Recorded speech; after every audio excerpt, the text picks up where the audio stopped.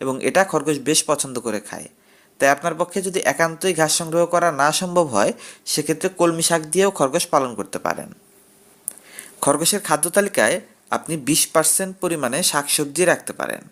খরগোশ যে সমস্ত সবজি খায় এগুলোর মধ্যে রয়েছে মূলা শাক, গাজর, বেগুন গাছের পাতা, লেটুস পাতা, আবার কিছু কিছু খরগোশের ক্ষেত্রে আম পাতা, হেলেঞ্চা, ডাঁটা শাক সহ প্রায় অধিকাংশ শাকসবজি। এগুলোর প্রায় সবগুলোই খরগোশ খায়, তবে এগুলো প্রতিদিনের খাবারের মাত্র 20% পরিমাণে আপনি খাওয়াতে পারবেন, এর বেশি দেয়া যাবে না, বা এর বেশি দেয়া ঠিক হবে না, কারণ এর বেশি খরগোশের জন্য সেফ না।